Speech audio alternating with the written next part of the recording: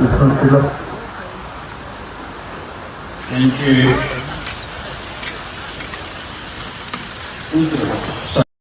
अण्णा. यानंतर माननीय किरणजी गुजर साहेबांना विनंती करतो, आपण शुभेच्छा या ठिकाणी या सोहळ्याच्या प्रीत्यर्थ.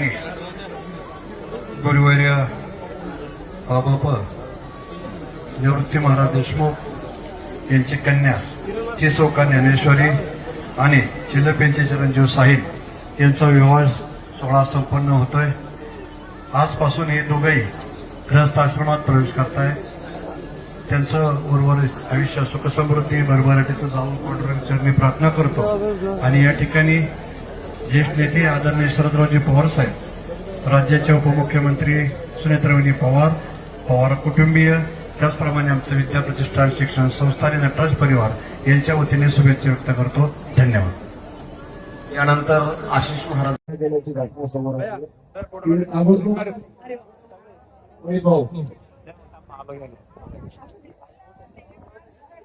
कॅमेरामॅनला विनंती आहे, आपण सर्व कॅमेरे चेक करायचे आहे.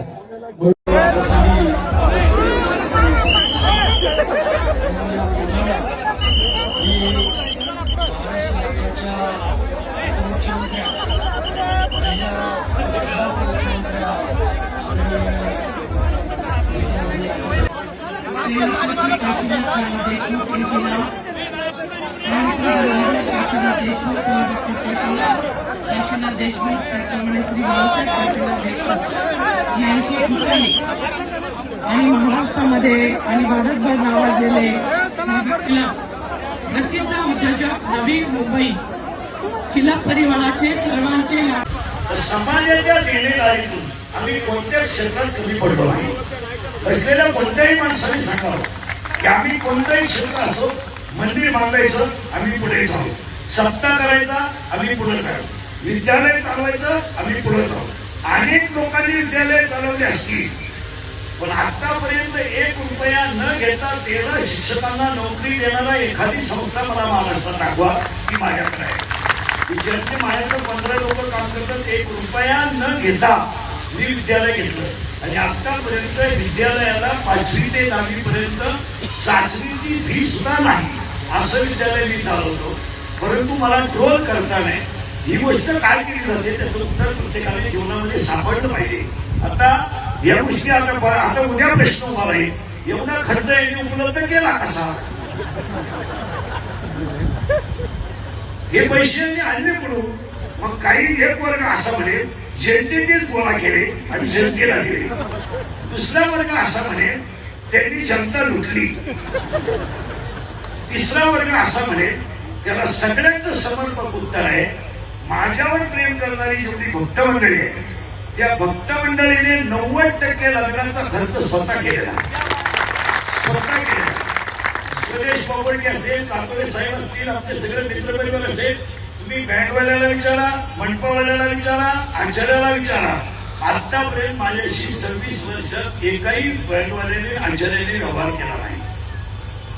त्यामुळे तो ट्रोल करण्याचा कोणालाही अधिकार नाही. जेव्हा आता आम्हाला देणाऱ्यांनी दिलाय त्यामुळे त्याच्यावर चर्चा व्हायचं काही काम नाही. आता फक्त मी तुम्हाला एवढंच सांगेन की ते ट्रोल करत आहे हा त्याच्या बौद्धिक पातळीचा प्रश्न आहे. सगळ्यांच्या शब्दामध्ये आभार मानणं माझ्याकडून शक्य नाही, परंतु आजच्या विवाह सोहळ्याबद्दल साखरपुड्याची चर्चा जशी महिनाभर चालली तशी ही चर्चा 1 वर्षभर आरामशीर चालेल.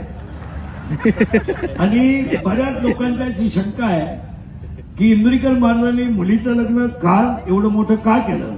तर लोकांचा पहिला एक शंका आहे की इंद्रिकर महाराज लोकांना सांगतात की लग्न सारे करा आणि स्वतः मोठा केला.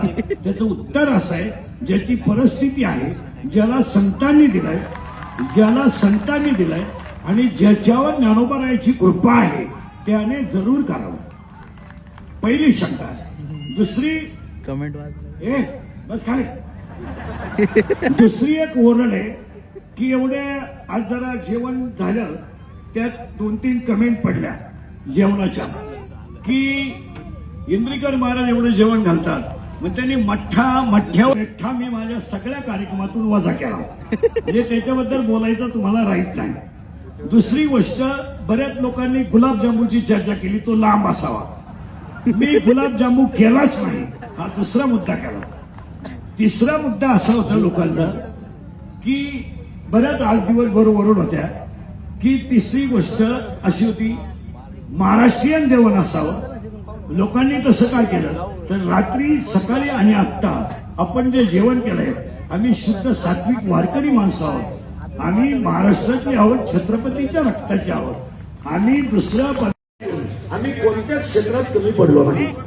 बसलेल्या कोणत्याही माणसाने सांगावं की आम्ही कोणत्याही क्षेत्र असो, मंदिर बांधायचं आम्ही पुढेच आहोत, सत्ता करायचा आम्ही पुढेच आहोत, विद्यालय चालवायचं आम्ही पुढेच आहोत. अनेक लोकांनी विद्यालय चालवली असतील, पण आतापर्यंत 1 रुपया न घेता 13 शिक्षकांना नोकरी देणारा एखादी संस्था मला महाराष्ट्रात दाखवा, ती माझ्याकडे आहे. की ज्यांचे माझ्याकडे 15 लोक काम करतात, 1 रुपया न घेता मी विद्यालय घेतलं आणि आतापर्यंत विद्यालयाला 5वी ते 10वी पर्यंत चाचणीची फी सुद्धा नाही असं विद्यालय मी चालवतो. परंतु मला ट्रोल करताना ही गोष्ट काय केली जाते त्याचं उत्तर प्रत्येकाने जीवनामध्ये सापडलं पाहिजे.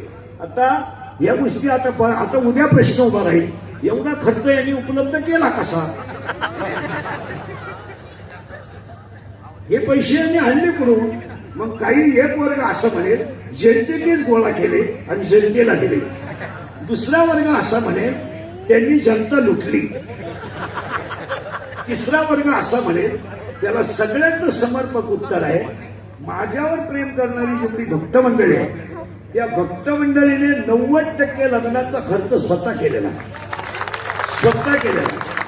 प्रदेश प्रॉपर्टी असेल, कातोरे साहेब असतील, आमचे सगळे मित्रपरिवार असेल, तुम्ही बँडवाल्याला विचारा, मंडपावाल्याला विचारा, आचार्याला विचारा. आतापर्यंत माझ्याशी 26 वर्षात एकाही बँडवाल्याने आचार्याने व्यवहार केला नाही. त्यामुळे तो ट्रोल करण्याचा कोणालाही अधिकार नाही. ज्यांना आता आम्हाला देणाऱ्यांनी दिलाय, त्यामुळे त्याच्यावर चर्चा व्हायचं काही काम नाही. आता फक्त मी तुम्हाला एवढंच सांगेन की ते ट्रोल करा काय, हा त्याच्या बौद्धिक पातळीचा प्रश्न आहे. मी किती सांगितलं तरी 1.5 लाख रुपये जरी घेऊन सोन्याची नळी आणली तर कुत्र्याचं शेपूट सरळ होत नाही. म्हणजे सोन्याच्या नळीत जरी घातलं तरी त्याच्यामध्ये ते होणार नाही. त्याला एक शब्द सांगतो बाबा, सांगू का? विश्वामध्ये जेवढे ग्रंथ झाले त्या ग्रंथांमध्ये श्री गणेशाय नमः, ओम श्री गणेशाय नमः, ओम नमो शिवाय. पण चांगदेव 65 लिहिताना चांगदेव 65 मध्ये 3 गोष्टी